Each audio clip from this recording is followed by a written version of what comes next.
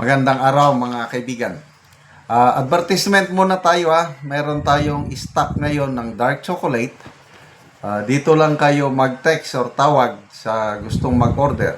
0916-9000-997.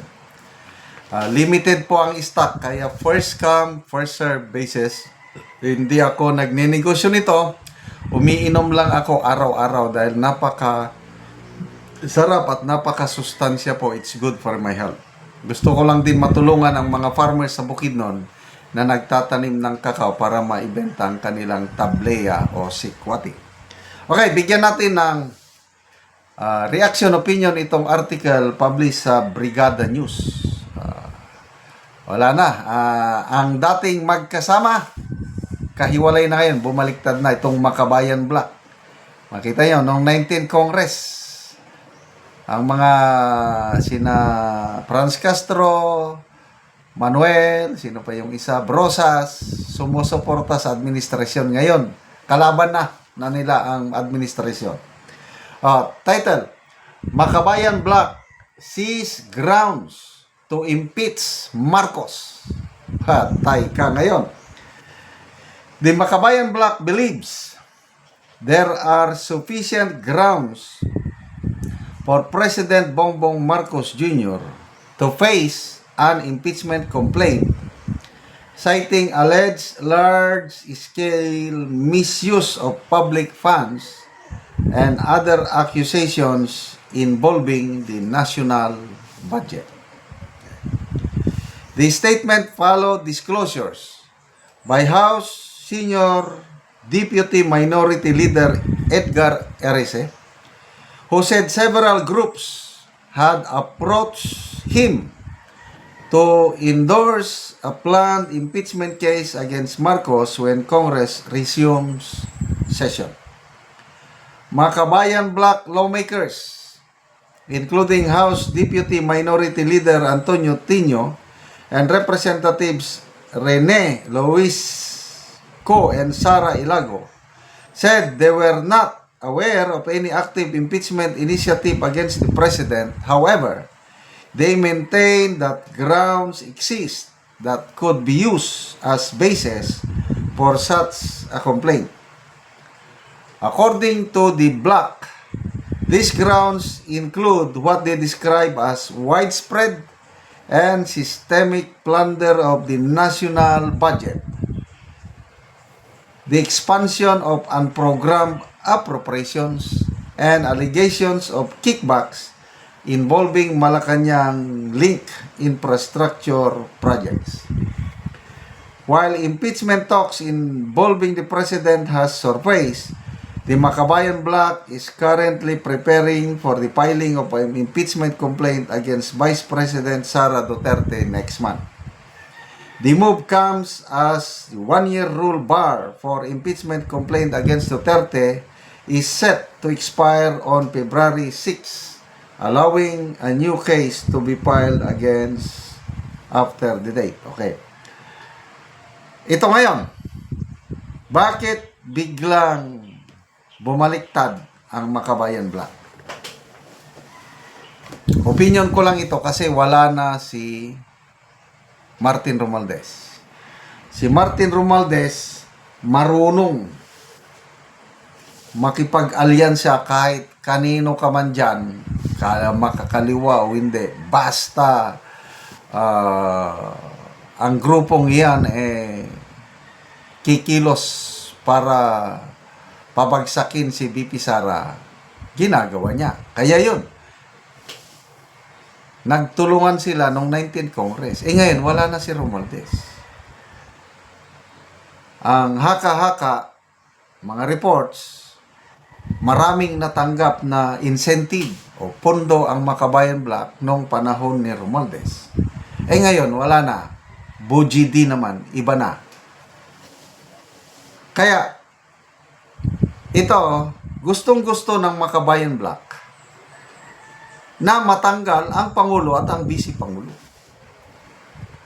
Kaya ang panawagan nila is, nung malakas pa yung Marcos resign, ang kanila, hindi Marcos resign, kundi resign kayong dalawa.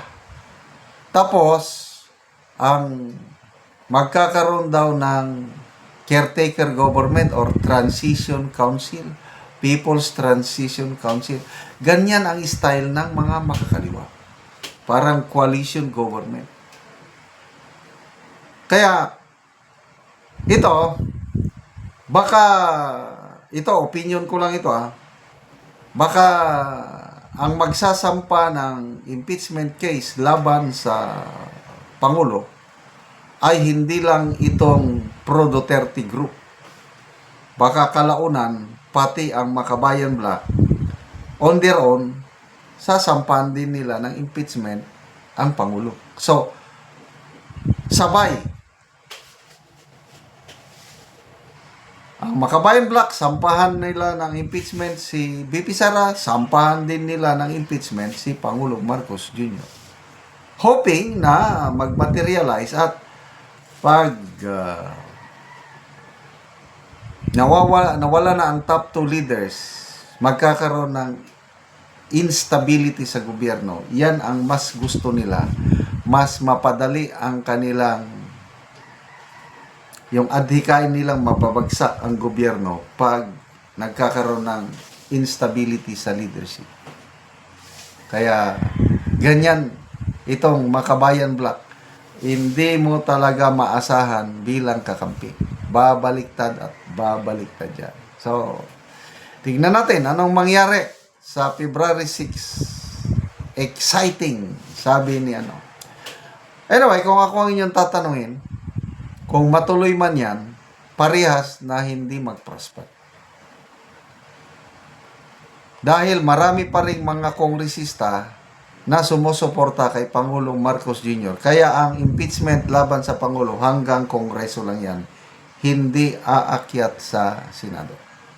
Ito namang impeachment laban kay BP Sara, good news po yung pahayag ni Congressman Abante na wala nang excitement among administration congressmen to endorse another impeachment complaint laban kay BP Sara dahil pagdating sa Senado ay siguradong matatalo pa rin yung impeachment. So it's exercise in futility. So ang mga kongresista ngayon na kasama sa administration block nag-iingat kasi baka pag-initan na naman sila ng mga botante pagdating sa election sa 2028. Salamat mga kaibigan sa inyong pagsubaybay sa ating channel. Nakakatulong kayo ng malaki sa tribong Talanding ng Bukidnon dahil ang sweldo natin sa channel na ito is pantulong po sa tribo.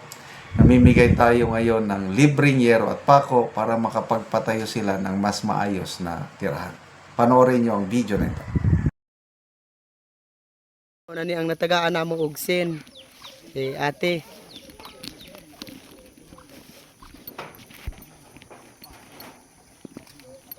nani ang iyang balay Buslot na, giantos lang namo ang mga buslot. so muna na yung itsura sa ilang balay Ipangbutangan lang namo og silopin kay aron nga dili mi ulanan. butangan lang og silupin kay Kay kung mag-ulan dosi matuluan na katuig sa among pagpuyo dire, unya giantos lang namo nga ang among abuhan maglungag mi, mabasa na mi, gisapaw-sapaw lang namo ang sin. so muna na gyud na ang ilang kahimtang sapaw-sapaw lang daw ang sin so, tungod sa kalisod so wala gid sila naka ang uban ibutangan lang gani nila og sako Silopin, at aron least nga ang makaatok Kay sila luoy na gid- so karon te pila na ni katuig ang inyong balay ngin-ani nang itsura dosi na katuig nga gaantos namo ni ang ulan. Kay balaga kaon mi galong agme gakabasa gyud mi pero amo lang ginanto sa 12 ka tuig. So salamat kayo aning naghatag sa sin kay makabalay na gyud mi makaatop na mi kay luoy na gyud kay mi. So unsay trabaho sa imong banat eh Manginadlaw ra mi tapos dili pod mi ma-maintain sa isa ka semana pila ra mong gikita sa mga pobre nga. Ang adlaw 200 lang unya isa ra ang mag-inadlaw unya di naka-approve lagi og ipalit sa sin. Kay kulang pa gani ipalit namo og bugas. Lagi. Salamat kayo sa Ginoo nga manginaot me nga magpadayon kining inyong paginabang sa mua. Say, nagampo gyud mi nga kaluyan gyud mi. So karon nagpasalamat mi sa inyo ha nga gitagaan mi ninugsen, maayo na gid ang among balay, makatop na mi, makuha na ni ang mga buslot. Gipangbutangan lang og silupin, sako. Mabasa na mi kung ulan. Luoy na gid kayo mi, salamat kayo. Salamat pod kaayo.